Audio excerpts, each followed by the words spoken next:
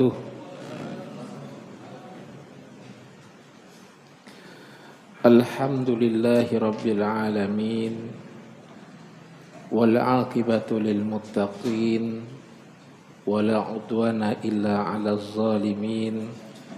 Asyhadu an la ilaha illallah wahdahu la syarikalah, wa asyhadu anna Muhammadan abduhu wa rasuluhu wa safiyuhu wa habibuh. Allahumma salli wa sallim wa zid wa an'im ala sayyidina wa maulana Muhammadin wa ala alihi wa ashabihi wa man tabi'ahum bi ihsanin ila yaumiddin. Rabbi shrah li sadri wa yassir li amri wahlul 'uqdatam min lisani yafqahu qawli. Allahumma 'allimna ma yanfa'una wa nafa' bima 'allamtana wa zidna ilman fi ilmina. Subhanaka la ilma lana illa ma 'allamtana innaka antal alimul hakim. Yang kami muliakan segenap pengurus Masjid Baitul Maghfirah yang dirahmati oleh Allah Subhanahu wa taala, para imam, tuan-tuan guru, tokoh masyarakat, tetua kampung, bapak-bapak, ibu-ibu, hadirin hadirat yang insyaallah semuanya mendapat rahmat Allah Subhanahu wa taala. Amin. Alhamdulillah, bersyukur kita hari ini diberikan kesehatan dan keafiatan. Diberikan juga kesempatan umur waktu untuk beribadah. Diberikan kita keimanan, ketakwaan, lalu mau hadir di tempat yang penuh berkah ini. Mudah-mudahan semua usaha amal ibadah yang kita lakukan diterima di sisi Allah, dilipat gandakan pahalanya di sisi Allah, betul-betul dapat menjadi bekal terbaik yang kita bawa kelak ke kampung akhirat. Amin amin ya rabbal alamin. Salawat dan salam semoga selalu tercurah kepada baginda Nabi besar Nabi Muhammad sallallahu alaihi wasallam.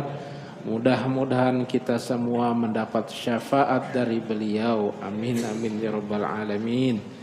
Mari kita mulai majelis kita ini dengan sama-sama membaca suratul Fatihah.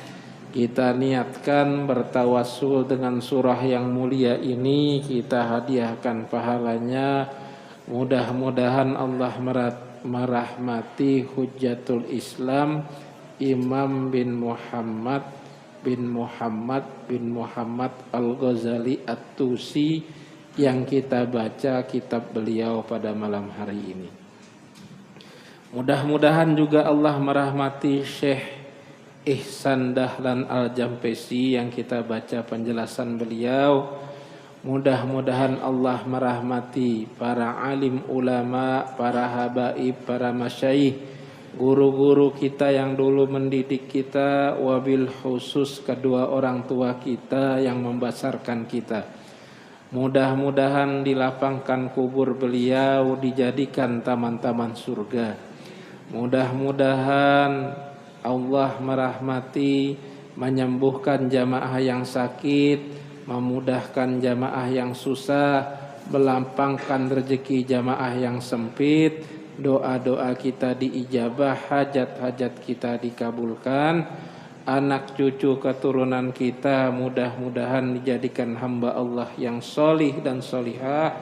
Mudah-mudahan akhir hayat kita dalam keadaan yang baik, yaitu husnul khatimah. Ala hadhihi niyyah wa likulli niyatis salihah. Al-Fatihah. A'udzubillahi minasyaitonir rajim. Alhamdulillahi rabbil alamin arrahmanir rahim maliki yaumiddin.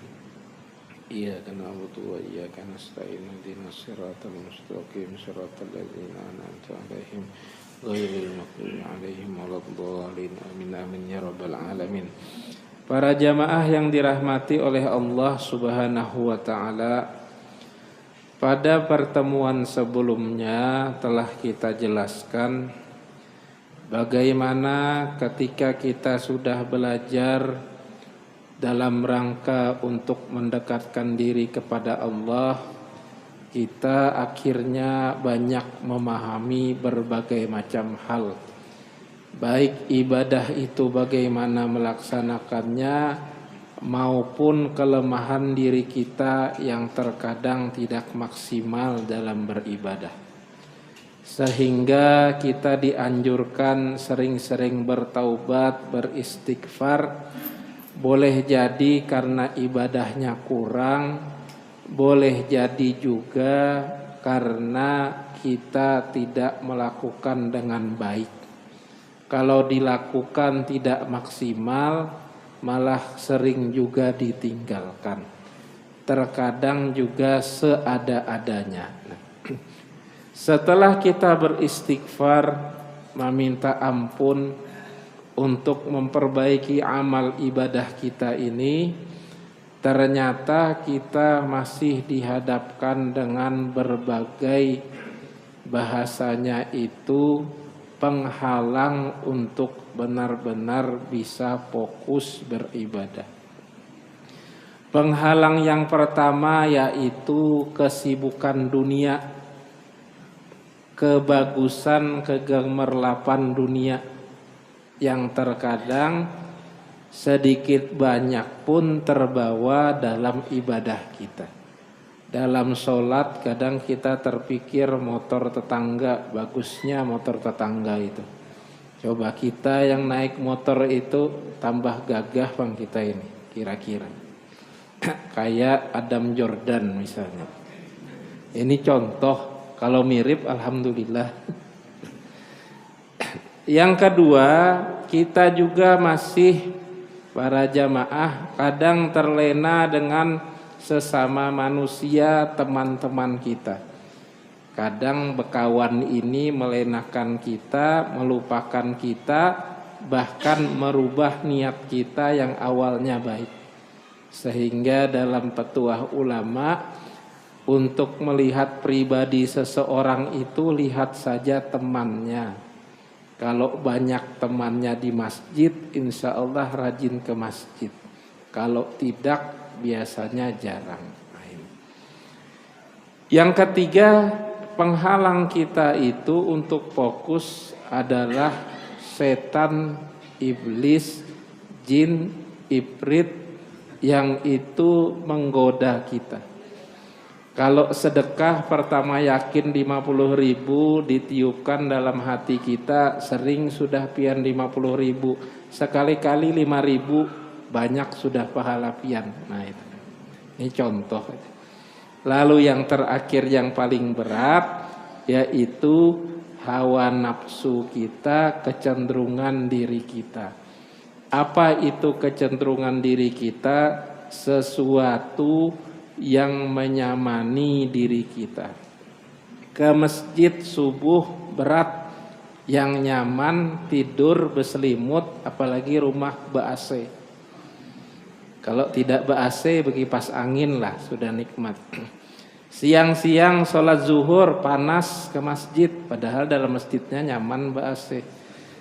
Tapi yang nyaman untuk badan kita itu santai di rumah. Sholat isya ke masjid, tapi asik main HP. Yang nyaman dalam diri kita itu yang asik main HP. Makanya beruntung orang yang mendapati kenikmatan dalam beribadah. Kalau tidak nikmat itu biasanya susah kita untuk tetap dalam keadaan itu. Makan sate sakit gigi tidak nikmat, biar dibayari bos tetap tidak nikmat, tidak nyaman. Kenapa? Kita tidak menikmati. Makan sate bayar sendiri 5 tusuk, tapi lidah nyaman, badan sehat, otak tidak ada pikiran, nyaman, pasti menikmati, padahal sedikit. Nah ini kira-kira. Dan pada pertemuan sebelumnya kita telah masuk pada penghalang yang pertama, yaitu dunia dari sisi gemerlapnya dan keindahannya. Dan telah kita jelaskan yang dimaksud dunia ini tidak semuanya yang kita lihat di dunia. Jadi matahari, bulan, bumi, sungai, laut di dunia. Tapi bukan itu. Maksudnya para jamaah adalah sifat kita yang lebih mementingkan perkara duniawi ketimbang perkara akhirat. Karena semua yang kita niatkan untuk perkara akhirat, walaupun sepertinya perkara duniawi, itu akan baik dan terbawa ke akhirat. Tetapi sebaliknya, perkara akhirat sepertinya perkara akhirat, tapi ada niat duniawi, bisa jadi tidak diterima Allah, bahkan tertolak. Jadi kita menghias rumah, kenapa? Biar istri senang. Nah, niatnya bagus. Sedekah biar dipuji orang, niatnya salah. Nah ini jadi perkara. Wal akhiratu khairu wa abqa. Sedangkan akhirat itu lebih baik dan lebih kekal. Bal tu'thirunal hayatad dunya. Tetapi kebanyakan kita lebih mengedepankan perkara duniawi. Nah, kita masuk para jamaah. Pada pertemuan sebelumnya kita sampai pada kalimat wabil jumlati la yabqa ma'al abdi indal mauti illa salasa sifatin. Dan ketika manusia meninggal, seorang hamba tidaklah tersisa keadaan hati yang baik kecuali dalam 3 sifat. Artinya kalau kita selesai game over di dunia ini, tambahan penjelasan, itu tidak tersisa yang baik kecuali 3 sifat. Al-ula safa'ul qalbi. Yang pertama itu hati yang bersih. Artinya bersih dari perkara duniawi yang merusak atau kotoran duniawi yang mengotori hati. Kalau kita sholat tadi para jamaah, membasuh motor itu bagus, bersih. Tapi kalau termasuk ke dalam sholat itu salah. Jadi kita terpikir terlambat tadi basuh motor, pas tutup tempat pencucian motor. Ini contoh aja. Tutup tempat pencucian motor, di mana malam hari ini kira-kira yang buka? Jadi 3 rakaat selesai sholat, dapat sidin tempat pembasuhan motor yang buka malam ini. Mau bangun rumah 3 tingkat, kira-kira tingkat pertama isinya apa, tingkat kedua ini, tingkat ketiga. 3 rakaat selesai juga sidin merancang rumah. Nah ini. Jadi selesai. Yang hebatnya lagi kita itu barang lupa, Pak, seminggu lupa, pas sholat ingat dalam sholat itu. Nah itu ulun berapa kali itu kunci di mana, kunci ini kan. Ingat dalam sholat tuh ingat. Nah ini hebatnya. Nah ketika kita meninggal para jamaah, hati kita itu akan ditiup oleh setan dengan berbagai macam ingatan. Sehingga kita lalai, lupa dengan ingatan kepada Allah. Nah ini maknanya kebersihan hati. Yang kedua, anisuhu bizikrillah, kelembutan hatinya mengingat Allah. Kalau tadi bersih hati, ini lembut. Jadi kalau kita meninggal itu misalnya mengingat la ilaha illallah, kalau di dunia bisa. Kalau sebelum meninggal, tapi pas momen-momen sakaratul maut itu tidak semuanya bisa terucap. Ibu-ibu coba nanti dikagetin bapaknya di rumah, Bu. Kira-kira apa? Oh gitu kan, kaget. Astagfirullah, ujar bapaknya kan. Ada juga yang keluar macam-macam. Nah bahasanya. Nah itu kan kebiasaan, Pak. Bapaknya balas besok, Pak, ibunya kagetin subuh-subuh. gempa bu, gempa bu. Nah, keluar apa kata-kata. Nah, itu sebenarnya lahir dari ingatan memori tidak sadar kita. Dari pembiasaan kegiatan saat kita sadar. Orang yang sering astagfirullah itu akan refleks. Pesawat mau jatuh, astagfirullah, la ilaha illallah. Nah ini, jadi kelembutan hatinya mengingat Allah. Lalu yang ketiga, hubbuhu lillah, kecintaannya kepada Allah. Nah, bagaimana menjelaskan ini? Dijelaskan, kebersihan hati seorang hamba itu, kesucian hati seorang hamba itu, la yahsulani illa bil kaffi an syahwatid dunya wa huzuziha. Jadi kebersihan hati kita ketika meninggal itu tidak akan bisa kita dapat kecuali menahan, mencukupkan dari mengikuti semua syahwat kesenangan duniawi ketika ada kesempatan. Nah, jadi kalau kita mau umpati syahwat, kan kita ini Pak melihat macam-macam itu ingin.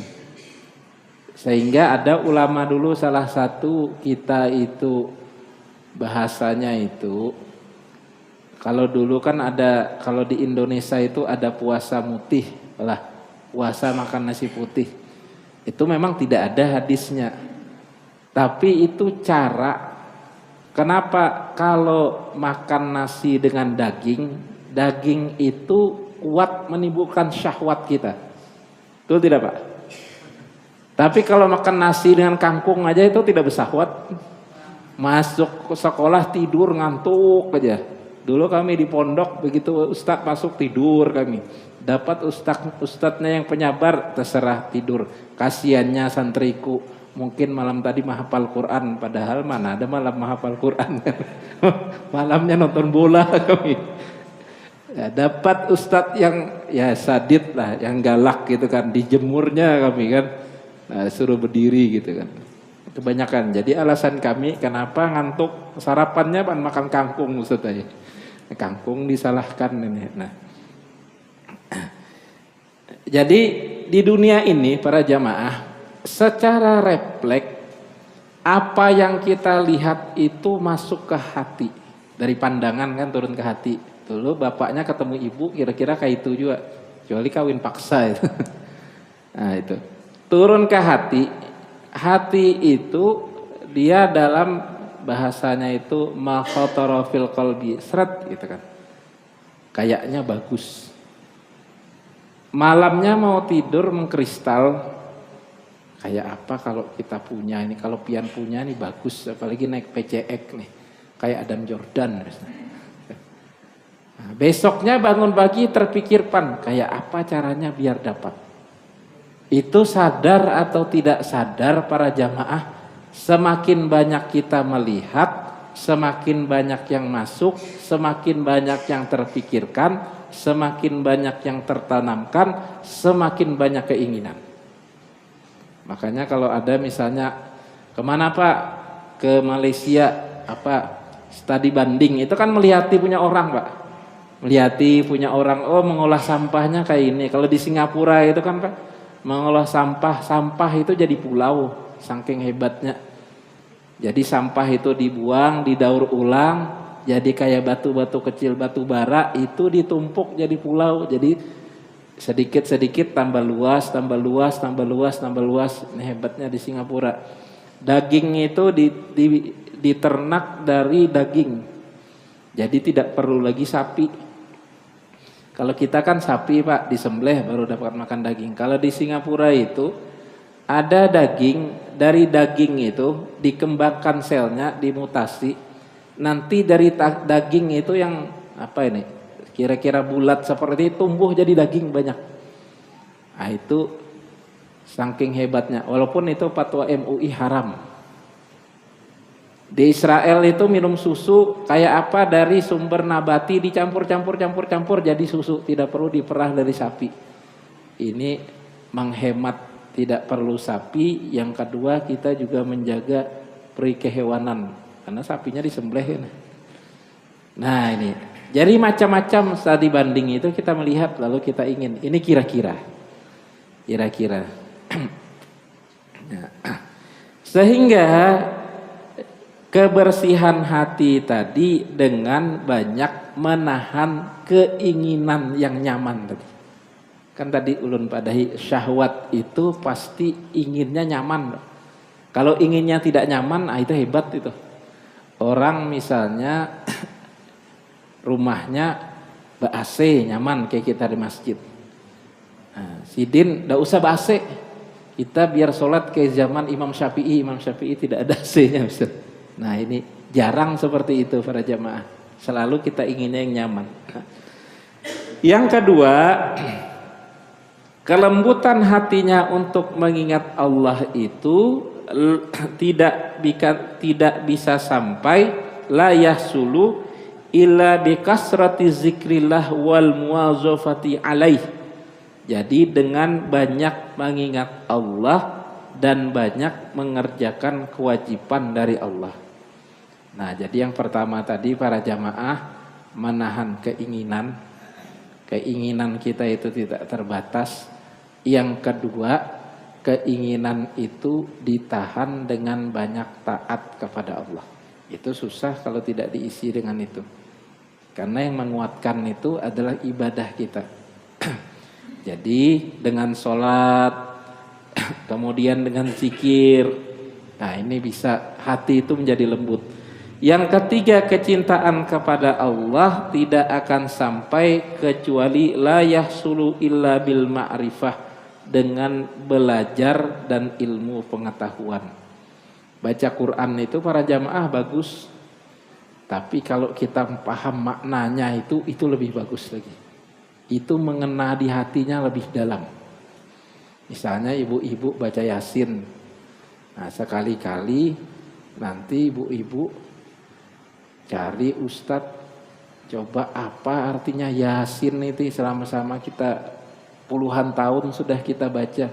Wal Qur'anul Karim, apa maknanya? Itu pasti bekasnya di hati lebih mendalam. Nah, ini. Jadi memahami sesuatu itu sama dengan kita beribadah kepada Allah. Kalau didasari dengan ilmu tauhid itu lebih mendalam. Walaupun tidak paham pun sudah bagus. Baca Quran pun sudah bagus tidak paham, tapi lebih bagus lagi. Nah, ini kalau dalam syairnya siapa itu Pak yang tombo hati itu Pak? Opik. Nah, tombo hati ada 5 perkaranya. Nah, nanti itu bagus Pak. Yang pertama baca Quran dan makna dengan artinya. Yang kedua, orang soleh jangan ditinggalkan, bergabung dengan orang soleh. Yang ketiga, sholat malam kerjakanlah. Yang keempat, zikir perbanyaklah. Yang kelima, puasa dikerjakan. Nah itu obat hati, itu kan tombo hati. Itu ada dalam kitab Pak. Jadi lain mengarang itu, yang opik itu ada memang dalam kitab itu. Nah itu, sehingga dalam Al-Quran itu kata Nabiullah Ibrahim, yauma la yanfa'u malun wala banun. Kata Nabi Ibrahim dalam surat Asy-Syu'ara itu, hari itu, hari kebangkitan itu tidak berguna harta dan anak. Yauma la yanfa'u malun wala banun. Tidak berguna. Kenapa? Karena di dunia ini yang membantu kita itu kalau tidak harta ya anak. Kalau banyak uangnya bisa kita berurusan. Kalau ada anak, ada yang membela kita. Illa man atallaha biqalbin salim, kecuali yang datang dengan hati yang salim, yang selamat. Apa artinya? Dalam tafsir Al-Wasit kata ulama, qalbun salim itu 3 kriterianya. 1, hatinya selamat dari sifat nifak. Nifak itu munafik. Artinya hatinya itu ikhlas. Jadi kita beribadah ini semata-mata karena Allah. Menikah dengan ibu semata-mata karena Allah. Mendidik anak semata-mata karena Allah. Berjualan semata-mata karena Allah, walaupun ada komanya, semata-mata karena Allah. Yang kedua dapat untung bisa naik haji misalnya. Tapi yang semata-mata karena Allah itu kalau bisa utama. Yang kedua, qalbun salim itu kata ulama setelah selamat hatinya dari penyakit nifak alias ikhlas, itu hatinya selamat dari syahwat yang buruk. Karena kita ini kebanyakan rusak karena syahwat. Nah, keinginan yang buruk. Ingin itu ada dua, yang baik ada yang buruk. Ingin yang buruk, kalau tidak sampai alhamdulillah, kalau terjadi, itu kita minta ampun. Yang ketiga, hatinya itu selamat dari perbuatan yang jelek. Jadi ini 3. Jadi sudah ikhlas, kemudian mampu menahan keinginan yang buruk. Yang ketiga, mampu memanage hati agar tidak buruk. Hati yang buruk apa? Iri, dengki, marah, sombong, riya, takabur. Nah, itu yang hati yang perbuatan hati yang jelek. Nah, hati yang dipenuhi dengan syahwat bagaimana? Hati yang ingin balas dendam, sudah ada 1 ingin 2, sudah ada 2 ingin 4. Hati yang merasa tidak puas, tidak ridho dengan keadaan orang teman yang lebih baik dari kita. Nah, ini keinginan kita. Nah, ini illa man atallaha biqalbin salim. Ini Nabi Ibrahim kisah. Jadi Nabi Ibrahim itu minta agar hari kiamat nanti datang dengan keadaan hati yang bersih. Nah, ini.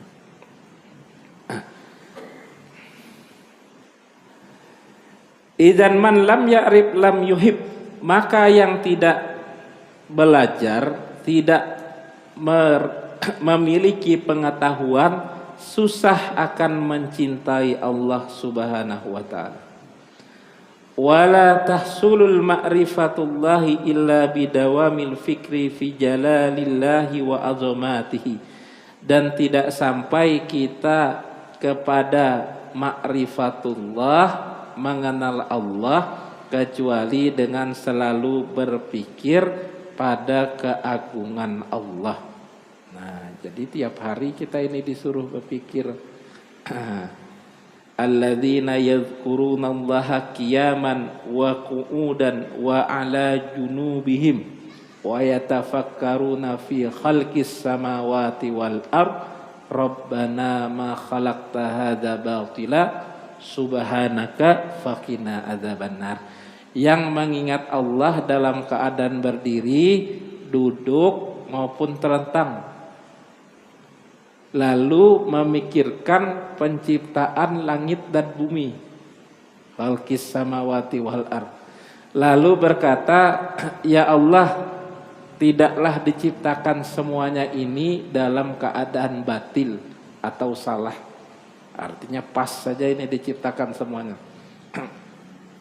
Maha suci Allah, sesungguhnya kami termasuk orang yang zalim. Nah, wa hadhihi sifatus salasah hiya al-munjiyat al-musaidat lil abdi ba'dal maut. Nah, 3 sifat ini tadilah yang menolong seorang hamba setelah meninggal dalam menghadapi dunia. Nah, jadi ulun ulangi tadi. 1, menahan keinginannya terhadap perkara dunia, apalagi keinginan yang buruk. Kalau mampu menahan, ujungnya sofaul qalbi, hatinya bersih. Bagaimana caranya? Itu salah satunya adalah dengan puasa dan berkumpul dengan orang soleh. Yang kedua, yaitu lembut hatinya mengingat Allah. Bagaimana caranya? Memperbanyak zikir kepada Allah plus sholat malam. Nah, yang ketiga, cinta kepada Allah tidak didapat kecuali dengan ma'rifatullah. Ma'rifatullah itu mengenal Allah. Bagaimana caranya? Dengan terus belajar dan memikirkan keagungan Allah. Contoh kecilnya membaca Quran dengan maknanya, apalagi dengan tafsirnya. Nah, ini. Nah, mana tadi? Ad-dunya wa ma fiha wa daf'uha. Nah, yang pertama tadi dunia, wa ma fiha, apa yang ada di dalamnya, dan bagaimana kita menahannya. Nah, tadi sudah dijelaskan dunia itu tidak semua yang kita lihat di dunia, tapi yang melalaikan kita dari perkara akhirat. Ditambahkan juga apa yang harus kita lakukan dalam dunia ini. Tadi dengan menahan syahwat, kemudian lebih mengenal Allah, memperbanyak ibadah. Nah, yang berikutnya terhadap kegemerlapan dunia ini, kata Imam Al-Ghazali, yang pertama yang kita lakukan adalah innama huwa bitajarrudi anha wazuhdi fiha, yaitu dengan zuhud terhadap dunia. Nah, zuhud itu apa maknanya para jamaah? Tidak artinya tidak memiliki.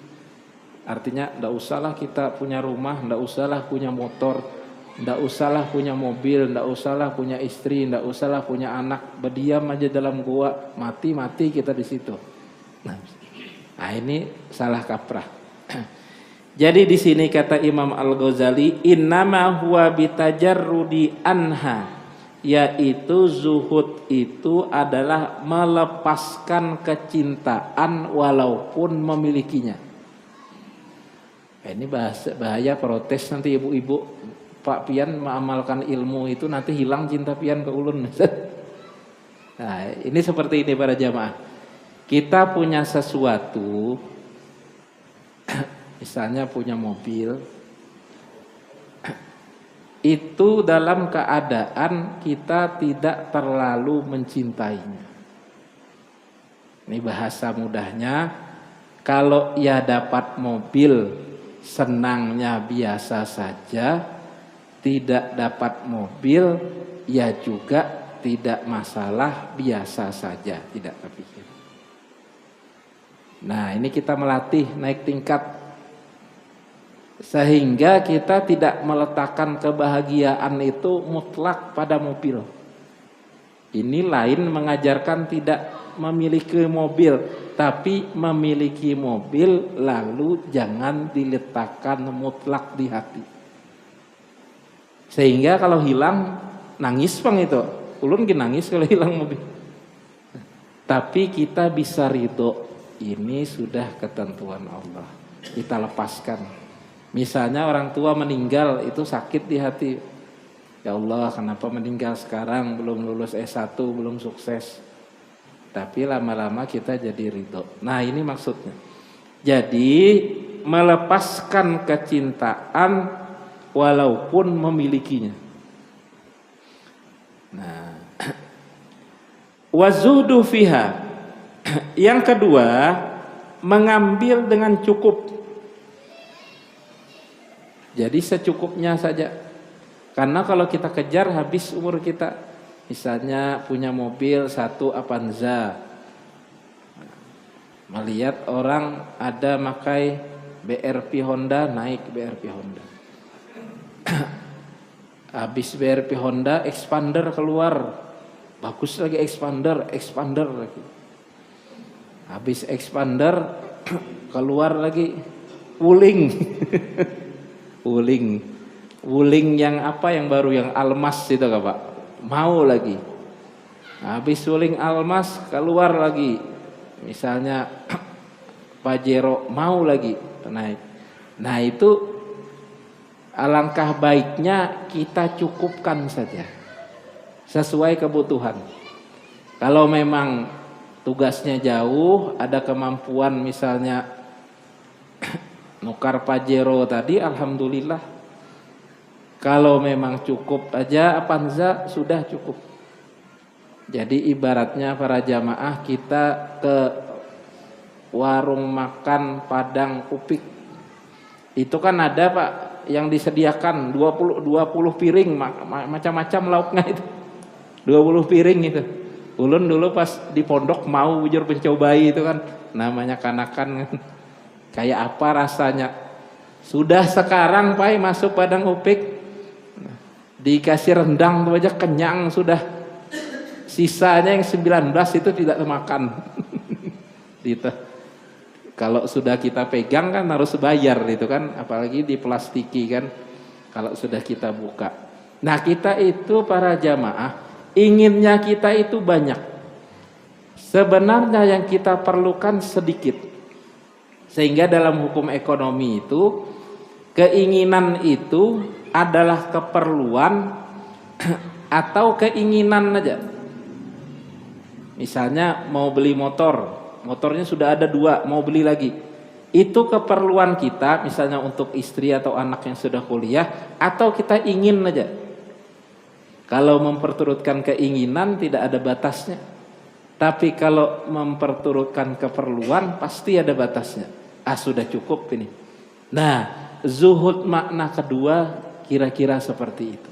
Jadi bukan berarti tidak beli rumah, tidak beli mobil, beli tapi ambil secukupnya saja.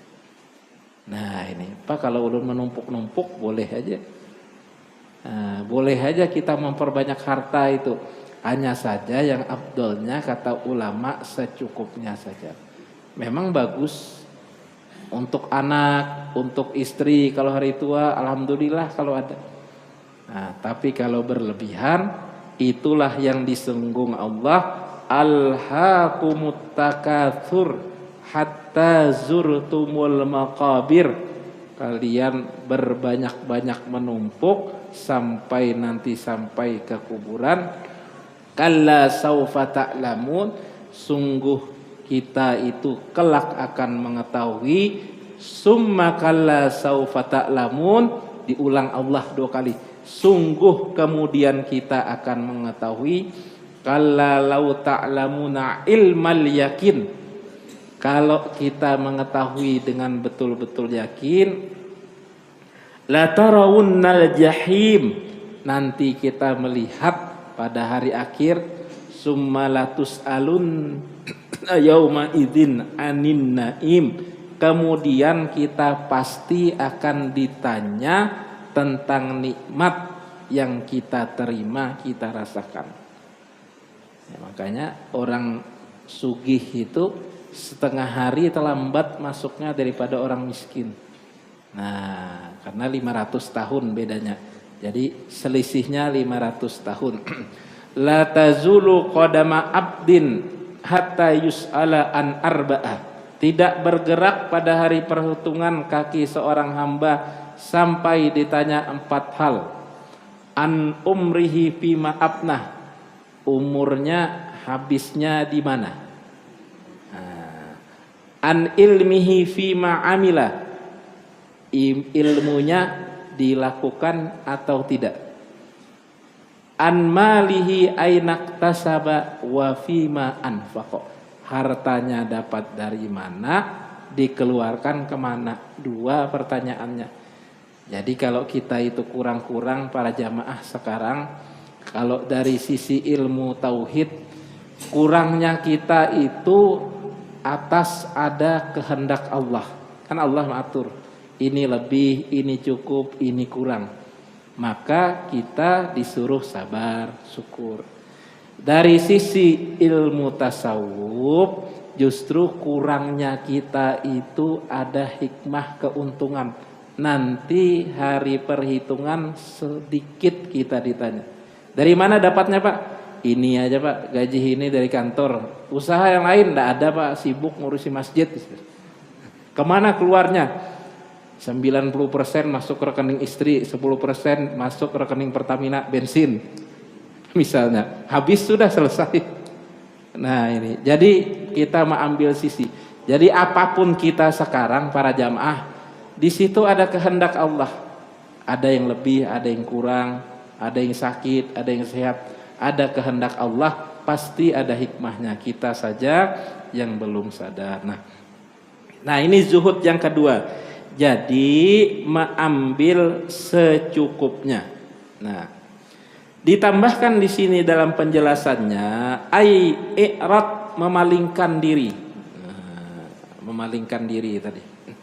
Wali zuhdi maratib wa darajat. Zuhud ini ada tingkatan dan susunannya sesuai dengan keadaan keinginan kita, himmah.